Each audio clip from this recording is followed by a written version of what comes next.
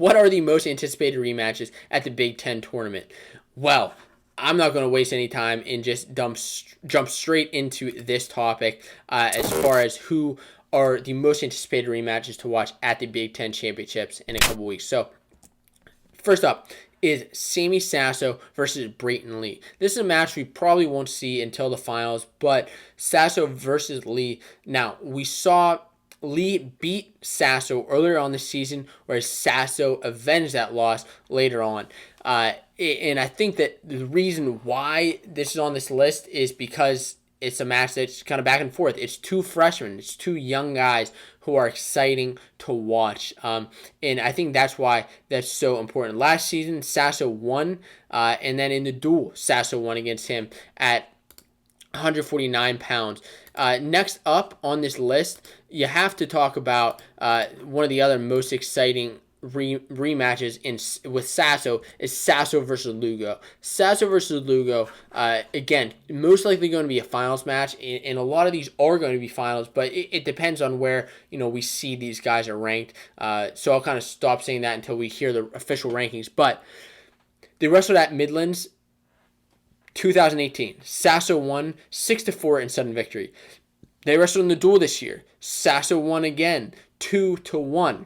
So both these matches were tight and a little bit controversial with the match in Sasso and Lugo. Of course, we saw where Lugo locked up a cradle on Sasso. Did he have the takedown? Did he have two? Well, that's up to you to decide because the ref decided it not. And Sasso did end up winning that match in the duel this year. But I'm sure Lugo is out for revenge 100% and wants to get it at the Big Ten Championships.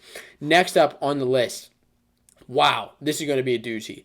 RBY versus DeSanto. This is one of my other most anticipated matchups, and I have 10 of them. I have 10 anticipated matchups. This is number 7, RBY versus DeSanto.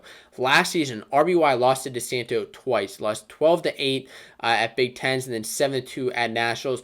DeSanto kind of just, he beat him flat out last year. Really wasn't anything that crazy, but this year was, wow, that was exciting. We saw RBY kind of catching on to DeSanto's, I don't want to say tactics, but his style of wrestling with holding his left arm behind his back. But then we saw RBY just lock up two controversial cradles on DeSanto, where he was taking him over to his back, possibly going to get, he was going to get back points, possibly going for that pin. Ended up, DeSanto was injured, hurt his knee, injury defaulted out of that match.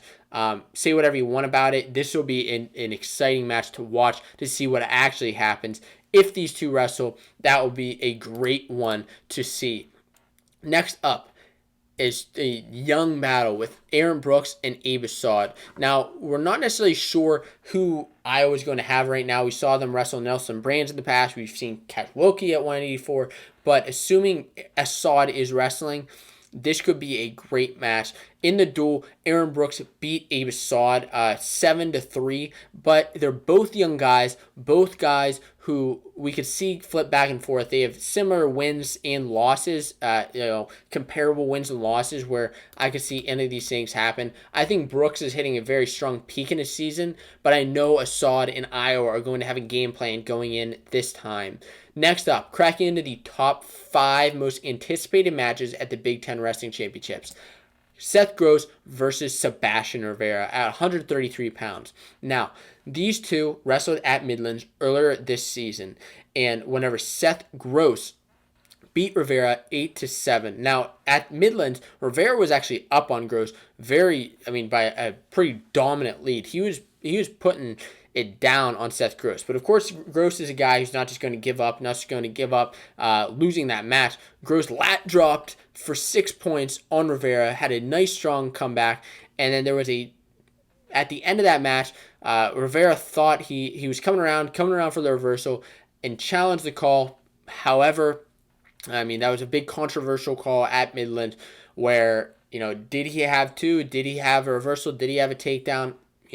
Again, that's up for you to decide, but we will see that. That's why we'll see who will win flat out at the Big Ten Wrestling Championships.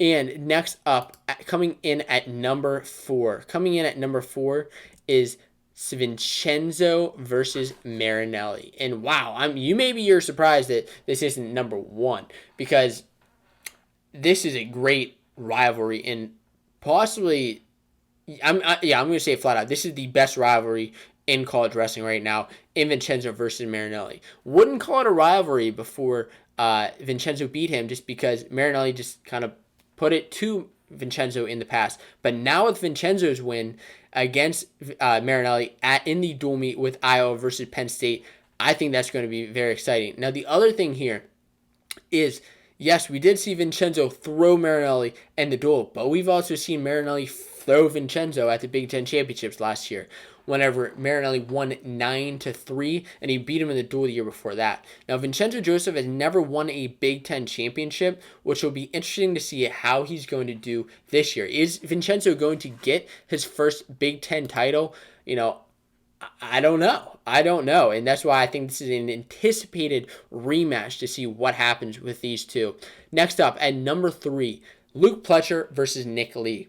I think that this is a little bit more anticipated rematch than Vincenzo and Marinelli, just because it's fresh, it's new. It's a new possible rivalry that we could get between these two wrestlers. Now, in the duel, Nick Lee beat Pletcher pretty handily. Now, Pletcher did come out straight off the bat strong, got that takedown, but from then on out, Nick Lee continued to take him down and win that match 8-4.